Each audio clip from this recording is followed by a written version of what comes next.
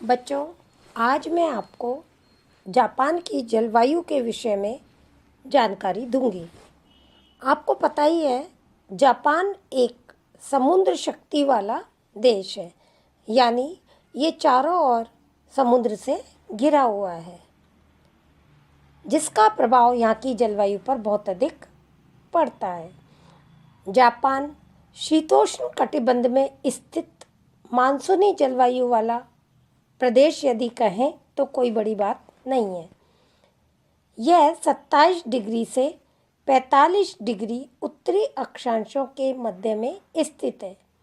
यहाँ शीत ऋतु व ग्रीष्म ऋतु भिन्न भिन्न जलवायु दशाएं होती हैं। शीत व ग्रीष्म ऋतु में तापक्रम, वर्षा की मात्रा आदि का आधार पर अंतर पाया जाता है। जापान की जलवायु भी भिन्न भिन्न होती है। इसका उच्च अक्षांशीय उत्तरी भाग शीतोष्ण कटिबंध में है तथा दक्षिणी भाग की जलवायु उपोष्ण है। यहाँ की जलवायु को अनेक कारण से प्रभावित होती है। उनमें सबसे अधिक प्रभाव सामुद्रिक दशाओं का है, क्योंकि जापान एक द्वीपीय देश है जो चारों ओर समुद्र से घिरा है। इसी कारण शीत ऋतु में यहाँ तापमान अधिक कम नहीं होता।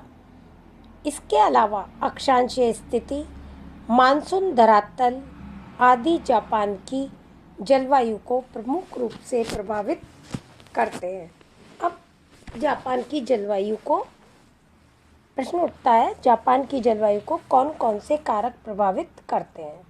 तो बच्चों, जापान की जलवायु पे विभिन्न कारकों का बहुत अधिक प्रभाव पड़ता है, जैसे अक्षांशीय प्रभाव, स्थिति का प्रभाव, धरातल का प्रभाव, धाराओं का प्रभाव, सागरीय प्रभाव और टाइफून का प्रभाव। तो सबसे पहले अपन अक्षांशीय प्रभाव को लेंगे। निम्न अक्षांशों से उच्च अक्षांशों की ओर तापक्रम घटता जाता है। जापान का अक्षांशीय विस्तार अधिक है, अतः जो उच्च अक्षांशों से उत्तर की ओर जाते हैं त्यों तापक्रम गिरता जाता है। उत्तरी भाग में तापमान हिमांक बिंदु से भी नीचे पहुंच जाता है, जबकि दक्षिण भागों में औसत वार्षिक तापमान 20 डिग्री सेंटीग्रेड होता है। तो इस तरह हम देखते हैं अक्षांशीय प्रभाव जापान की जलवायु पर बहुत अधिक डालते हैं। दूसरा, जापान की स्थिति। जापान की जलवायु पर इसकी स्थिति बहुत अधिक प्रभावित करती है। यह देश एशिया महाद्वीप के पूर्वी भाग में स्थित है। इसी कारण यहाँ की जलवायु का मुख्य तत्व मानसूनी हवाएं। ये हवाएं ऋतुओं के अनुसार अपनी दिशा बदलती हैं। तीसरा प्रभाव आता है धरातलीय प्रभाव। जापान में प्रादेशिक जलवायु भिन्नता के कारण धरातल है। इसके कारण प्रत्येक नदी घाटी या बेसिन की जलवायु निकटवर्ती प्रदेश की जलवायु में से भिन्न होती है। अब आता है धाराओं का प्रभाव।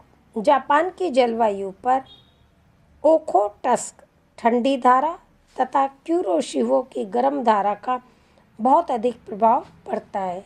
इसी कारण जापान का पश्चिमी तट पूर्वी तट की अपेक्षा अधिक गर्म होता है।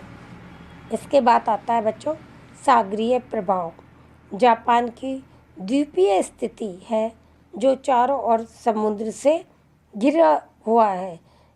इसी कारण जापान का तापमान शीतकाल में अधिक कम नहीं हो पाता है। इसके बाद आता है टाइफून का प्रभाव।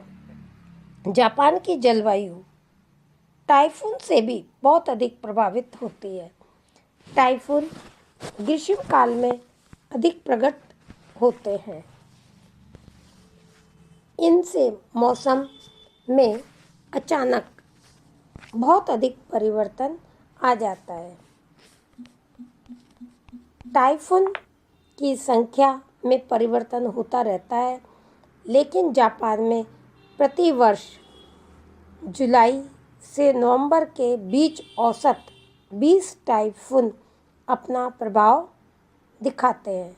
इनसे भयंकर वर्षा होती है। टाइफून के कारण कई बार जापान में बाढ़, भयंकर झंझावात जैसी अनेक आपदाएं आ जाती हैं। इस प्रकार हम देखते हैं कि जापान की जलवायु पर अनेक कारकों का प्रभाव पड़ता है। अक्षांशीय प्रभाव, स्थिति, धरातलीय प्रभाव, धाराओं का प्रभाव और सागरीय प्रभाव। टाइफून के प्रभाव के कारण यहाँ की जलवायु बहुत अधिक प्रभावित होती रहती है, जिसके कारण जापान की जलवायु की दशाएं विभिन्न ऋतुओं में विभिन्न प्रकार से रहती हैं।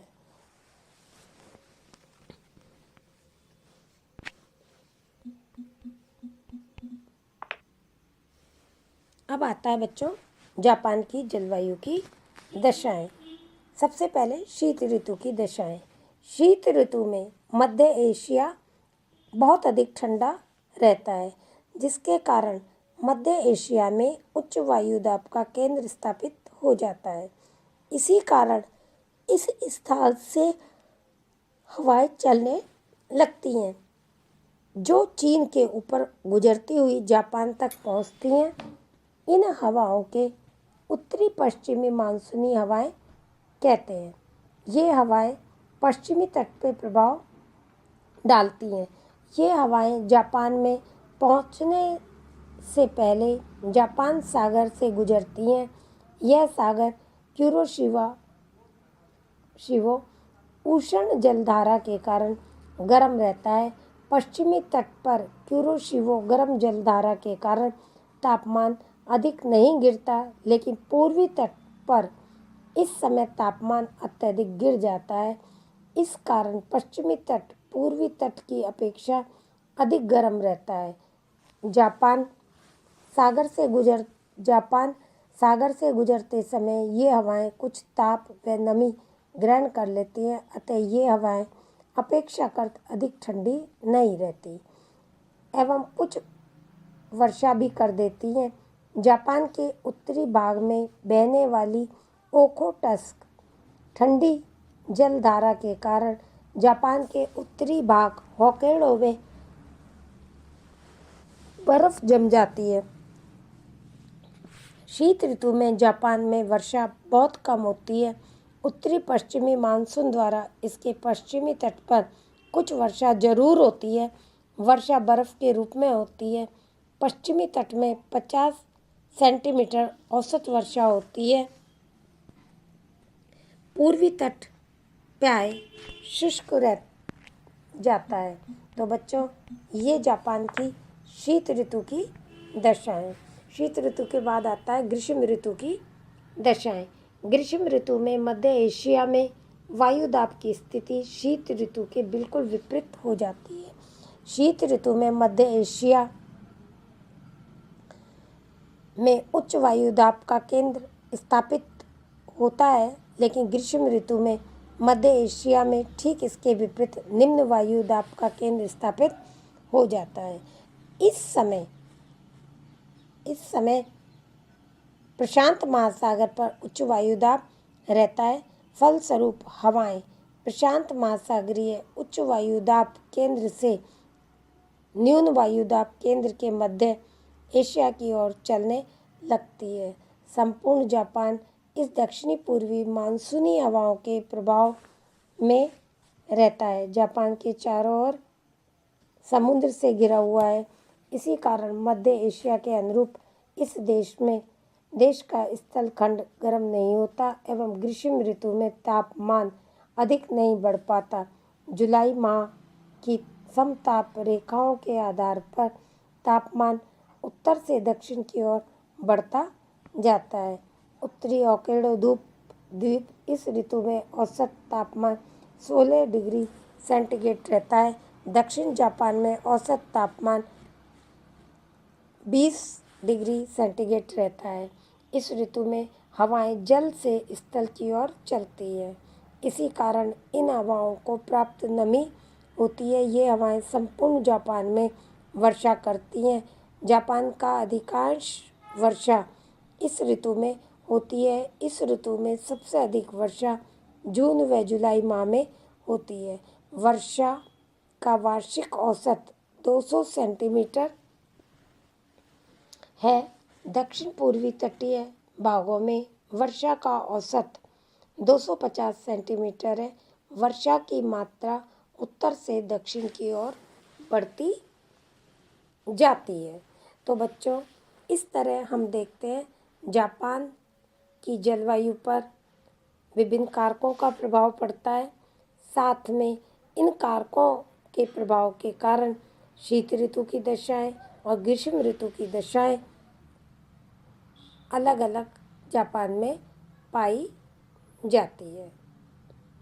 अब मैं इससे आगे आपको कल के लेक्चर में बताऊंगी। धन्यवाद।